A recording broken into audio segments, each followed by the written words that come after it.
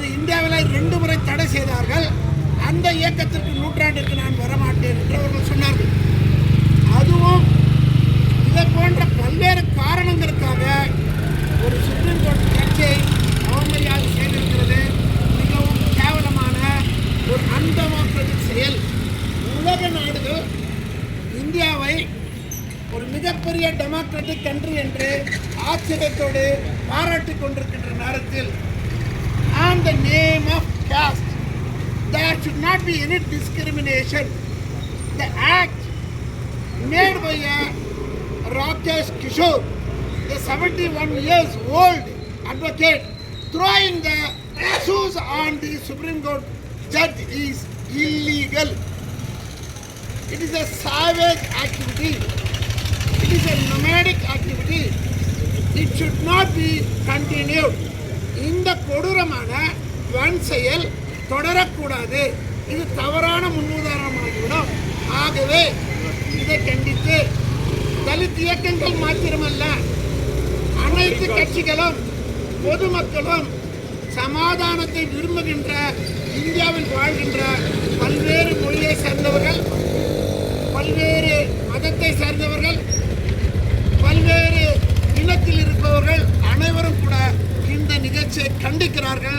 அதன் அடிப்படையில் கோலார் மாவட்டத்தில் நடைபெற்று கொண்டிருக்கின்ற இந்த பந்திற்கு கேஜப் மக்கள் பெருவாரியாக ஆதரவு கொடுத்ததற்கு தலித் இயக்கங்கள் மற்றும் விடுதலை சிறுத்தைகள் சார்பாக எங்கள் மனமார்ந்த நன்றியை தெரிவித்துக் கொள்கிறோம். இந்த பந்தானது இன்று மாலை 6 மணி வரைக்கும் நீடிக்க வேண்டும். ஏனென்று சொன்னால் யாருக்கோ ஒருத்தருக்கு ஒரு பர்டிகுலருக்காக செய்வதில்லை. இந்திய ஜனநாயக கான்ஸ்டிடியூஷன் ரைட்டை பாதுகாப்பதற்காக செய்கின்ற ஒரு போராட்டம். இதற்கு ஒத்துழைப்பதற்கு நன்றி கூறிக்கொண்டு தொடர்ச்சியாக நம்முடைய கர்நாடக மாநில விடுதலை சிறுத்தைகளுடைய பொறுப்பாளர் திருவாளர் மோசஸ் அவர்களை பேசப்படி கேட்டுக்கொள்கிறேன். ಜೈ ಭೀಮ್, ಜೈ ಭೀಮ್, ಜೈ ಭೀಮ್. ಬಂಧುಗಳೇ, ಇವತ್ತಿನ ದಿನ ಕರ್ನಾಟಕ ರಾಜ್ಯದ ಕೋಲಾರ ಜಿಲ್ಲೆ ಕೆಜಿಎಫ್ ತಾಲೂಕಿನಲ್ಲಿ ಇವತ್ತೇನು ಬಂದ್ಗೆ ಕರೆ ಕೊಟ್ಟಿದ್ದಾರೆ. ಈ ಬಂದು ಏನಕ್ಕಂದ್ರೆ ಯಾವುದೋ ರಾಜಕೀಯ ದುರುದ್ದೇಶ ಅಲ್ಲ, ಯಾರನ್ನೋ ಎದುರಿಸಬೇಕು ಬೆದರಿಸಬೇಕು ಅನ್ನೋ ದುರುದ್ದೇಶ ಅಲ್ಲ. ಇವತ್ತು ನಮ್ಮ ಭಾರತ ದೇಶದ ಮುಖ್ಯ ನ್ಯಾಯಮೂರ್ತಿ ಆಗಿರ್ತಕ್ಕಂಥ BR ಗವಾಯಿ ಅವ್ರ ಮೇಲೆ ಆ ಶೂವನ್ನ ಎಸೆದಿರುವಂತ ಕೃತ್ಯ, ಆ ಕೃತ್ಯವನ್ನ ಖಂಡಿಸಿ ಇವತ್ತು ನಾವು ಬಂದನ್ನ ಮಾಡ್ತಾ ಇದ್ದೀವಿ. ಬಂದಂದ್ರೆ ಏನು, ಜನಗಳು ಹೊಟ್ಟೆ ಮೇಲೆ ಹೊಡಿತಾ ಇದ್ದಾರೆ ಅಂತ ಅನ್ಕೋಬೇಡಿ. ಇವತ್ತು ನಾವೇನು ಕಷ್ಟದಲ್ಲಿದ್ರೂ ಕೂಡ ಈ ತಾಲೂಕಿನ ಜನ BR ಗವಾಯಿ ಅವ್ರ ಮೇಲೆ ನಡೆದಿರ್ತಕ್ಕಂಥ ಕೃತ್ಯದ ವಿರುದ್ಧವಾಗಿ ಇದು ಧ್ವನಿ ಎತ್ತುವಂತ ಕೆಲಸ ಈ ಬಂದು. ಯಾರೋ ಹೊಟ್ಟೆ ಮೇಲೆ ಹೊಡೆಯೋದು, ಅಂಗಡಿ ಮುಚ್ಚೋದಲ್ಲ ಇದು. BR ಗವಾಯಿ ಅವರು SR ಗವಾಯಿ ಅವರ ಸುಪುತ್ರರು. SR ಗವಾಯಿ ಅವರ ಚರಿತ್ರೆ ಏನಂತಂದ್ರೆ, ಈ ಭಾರತ ದೇಶದ ಮಹಾನ್ ಮಹಾತ್ಮ ಸಂವಿಧಾನ ಶಿಲ್ಪಿ ಡಾಕ್ಟರ್ BR ಅಂಬೇಡ್ಕರ್ ಅವರ ಜೊತೆಗೂಡಿ ಈ ಸಮಾಜದ ಸಮಾನತೆಗಾಗಿ ಹೋರಾಡಿದ ಒಬ್ಬ ಮಹಾನ್ ವ್ಯಕ್ತಿ. ಆ ವ್ಯಕ್ತಿ ಕೂಡ ರಿಪಬ್ಲಿಕನ್ ಪಾರ್ಟಿ ಆಫ್ ಇಂಡಿಯಾವನ್ನ ನಡೆಸ್ಕೊಂಡು ಹೋಗ್ತಕ್ಕಂಥ ಒಬ್ಬ ಏಕೈಕ ದೊಡ್ಡ ಮುಖಂಡರಾಗಿದ್ರು. ಬೌದ್ಧ ಧರ್ಮವನ್ನ ಸ್ವೀಕಾರ ಮಾಡಿದಂತಹ ಮಹಾನ್ ವ್ಯಕ್ತಿ ಆಗಿದ್ರು. ಅಂತ ಸುಪುತ್ರರ ಮಗ ಇವತ್ತು ಶ್ರೀ ಮಾನ್ಯತಾ BR ಗವಾಯಿ ಅವ್ರ ಮೇಲೆ ಒಬ್ಬ ಶೂವನ್ನ ಎಸೆಯುವಂತ ಕೃತ್ಯ ಕೋರ್ಟ್ ಹಾಲಲ್ಲೇ ಮಾಡ್ತಾನಂದ್ರೆ ಇಡೀ ಭಾರತ ದೇಶದ ಸಂವಿಧಾನಕ್ಕೆ ಅವನು ಅವಮಾನ ಮಾಡಿದ್ದಾನೆ. ಇಡೀ ಭಾರತ ದೇಶದ 140 ಕೋಟಿ ಪ್ರಜೆಗಳಿಗೆ ಶೂವನ್ನ ಎಸೆದಿರುವಂತಹ ಅವಮಾನವನ್ನ ಮಾಡಿದ್ದಾನೆ. ಆದರೂ ಕೂಡ BR ಗವಾಯಿ ಅವರು ಬುದ್ಧನ ತತ್ವವನ್ನು ಅನುಸರಿಸಿರ್ತಕ್ಕಂಥ ಶಾಂತಿ ದೂತರು ಅವರು. ಆದರೂ ಕೂಡ ನಿಮ್ಮ ಗಮನವನ್ನು ನಿಮ್ಮ ಕೆಲಸದೆಡೆಗೆ ಇಟ್ಟುಕೊಳ್ಳಿ, ನಿಮ್ಮ ಗಮನವನ್ನು ಚದುರಿಸಬೇಡಿ ಅಂತೇಳಿ ಆ ಕೋರ್ಟ್ ಹಾಲ್ನಲ್ಲಿ ಆ ಒಂದು ದೊಡ್ಡ ಸ್ಥಿತಿಯನ್ನ ಮೆರೀತಾರೆ. ಅಂತಹ ವ್ಯಕ್ತಿಯ ಮೇಲೆ ಶೂ ಎಸೆಯಲು ಇದು 6 ತಿಂಗಳಿಂದ ನಡೆಯುತ್ತಿರ್ತಕ್ಕಂಥ ಕುತಂತ್ರ ಕೂಡ. ಯಾಕೆಂದ್ರೆ ಇವತ್ತು ದಲಿತ ಅಲ್ಲದೆ ಇರೋರು ಮಾತಲ್ಲ, ಇಲ್ಲಿ ದಲಿತನ ಮೇಲೆ ಹಲ್ಲೆ ಮಾಡ್ತಕ್ಕಂಥ ಕೃತ್ಯ ಇದು. ಇದನ್ನ ನಾವು ಬಹು ಉಗ್ರವಾಗಿ ಖಂಡಿಸ್ತೇವೆ. ಅವರು ಹೇಳ್ತಾರೆ, ರಾಕೇಶ್ ಕಿಶೋರ್, ನಾನು ನನ್ನ ದೇವರನ್ನ ಅವಮಾನ ಮಾಡಿದ್ರೆ ನಾನು ಸಹಿಸೋದಿಲ್ಲ, ನನ್ನ ದೇವರನ್ನ ಹೇಳಿದ್ ನಾನು ಮಾಡ್ತೀನಿ ಅಂತ ಹೇಳ್ತಾನೆ. ಮೂರ್ಖ, ಆ ಮುಟ್ಟಾಳ, ಮುಟ್ಟಾಳ, ಇವತ್ತು ಈ ಭಾರತ ದೇಶದಲ್ಲಿ ನೀನೇನಾದ್ರೂ ಅಡ್ವೊಕೇಟ್ ಪದವಿಯನ್ನ ಪಡೆದಿದೆ ಅಂದ್ರೆ ಈ ಭಾರತ ದೇಶದ ಸಂವಿಧಾನದ ಭಿಕ್ಷೆ ನಿನಗೆ.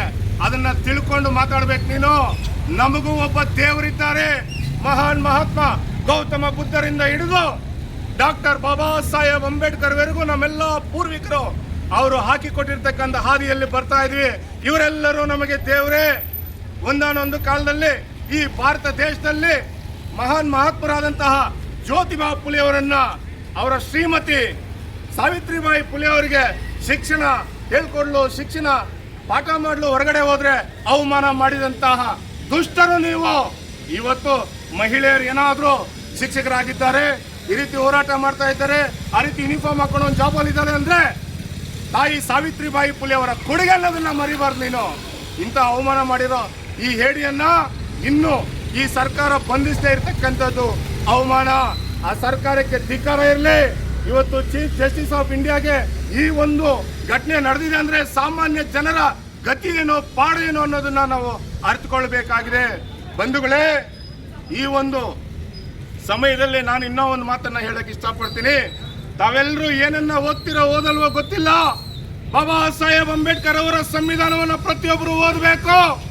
ನೀವು ಆ ಸಂವಿಧಾನವನ್ನ ಏನಾದ್ರೂ ನೆಗ್ಲೆಕ್ಟ್ ಮಾಡಿದ್ದಲ್ಲಿ, ನಿರಾಕರಿಸಿದ್ದಲ್ಲಿ, ನೀವು ಈ ಭಾರತ ದೇಶದಲ್ಲಿ ಇನ್ನು ಮುಂದೆ ನಿಮ್ಮ ಪೀಳಿಗೆಗಳು ಬದುಕೋದಕ್ಕೆ ತುಂಬಾ ಕಷ್ಟಕರವಾದಂತಹ ದಿನಗಳನ್ನು ಅನುಭವಿಸಬೇಕಾಗುತ್ತೆ.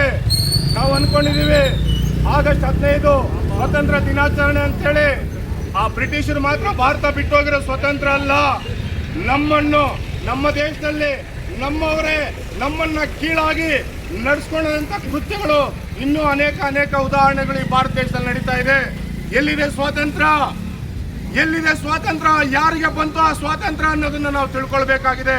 ಅದಕ್ಕೆ ಬಾಬಾ ಸಾಹೇಬ್ ಅಂಬೇಡ್ಕರ್ ಅವರು ನಿನಗೋಸ್ಕರ, ನನಗೋಸ್ಕರ, ನಿನ್ನ ಪೀಳಿಗೆಗೋಸ್ಕರ, ನನ್ನ ಪೀಳಿಗೆಗೋಸ್ಕರ ದಿನಕ್ಕೆ 18-19 ಗಂಟೆಗಳ ಕಾಲ ನಿದ್ದೆ ಮಾಡದೆ ಭಾರತದ ಸಂವಿಧಾನವನ್ನ ಬರೆದು ಈ ಭಾರತ ದೇಶದಲ್ಲಿರ್ತಕ್ಕಂಥ ಮನುವನ್ನ ಸುಟ್ಟಾಕಿ, ಆ ಮನುವನ್ನ ಸಾಯಿಸಿ ಬಾಬಾ ಸಾಹೇಬ್ ಅಂಬೇಡ್ಕರ್ ಅವರ ಸಂವಿಧಾನವನ್ನು ಎತ್ತಿ ನಿಲ್ಲಿಸಿದ್ದಾರೆ. ನಾವು ಆ ಸಂವಿಧಾನವನ್ನ ಕಲಿಬೇಕು. ಆ ಸಂವಿಧಾನದಲ್ಲಿರ್ತಕ್ಕಂಥ ಆರ್ಟಿಕಲ್ಸ್ ನ ಕಲಿಬೇಕು. ಇವತ್ತು OBC ಸಹೋದರರು ದಲಿತರನ್ನ ಕೀಳಾಗಿ ನೋಡ್ತೀರಾ. ನಾನು ಒಬ್ಬ OBCನೇ. ಆದ್ರೆ ಬಾಬಾ ಸಾಹೇಬ್ ಅಂಬೇಡ್ಕರ್ ಅವರು ಕೊಟ್ಟಿರ್ತಕ್ಕಂಥ ಆರ್ಟಿಕಲ್ 340 ತಿಳ್ಕೊಂಡು ಹಿಂದೂ ಕೋಡ್ ಬಿಲ್ ಅನ್ನು ಓದಿ ಇವತ್ತು ಬಾಬಾ ಸಾಹೇಬ್ ಅಂಬೇಡ್ಕರ್ ಅವರ ವಂಶಸ್ಥನಾಗಿ ಈ ದ್ರಾವಿಡ ಮಣ್ಣಿನ ಮೂಲ ನಿವಾಸಿಯಾಗಿ ಧ್ವನಿ ಎತ್ತಾ ಇದ್ದೇನೆ. ಸಹೋದರರೇ, ಬಾಬಾ ಸಾಹೇಬ್ ಅಂಬೇಡ್ಕರ್ ಅವರಂದ್ರೆ ಏನ್ ಅನ್ಕೊಂಡಿದ್ದೀರಾ? ಈ ಭಾರತ ದೇಶದ ಬೆಳಕು, ಈ ವಿಶ್ವವೇ ಕಂಡಂತಹ ಮಹಾನ್ ಶಕ್ತಿ.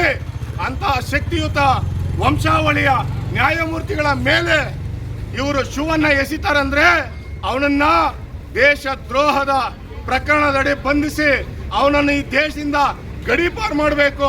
ಅವನಿಗೆ ಯಾವುದೇ ರೀತಿ ಪಡಿತರ ಚೀಟಿ, ಗುರುತಿನ ಚೀಟಿ, ಚುನಾವಣಾ ಆಯೋಗ ಗುರುತಿನ ಚೀಟಿ ಎಲ್ಲವನ್ನು ರದ್ದು ಮಾಡಬೇಕು.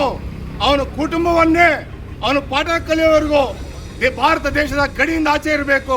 ಇದು ದೇಶದ್ರೋಹದ ಕೃತ್ಯ.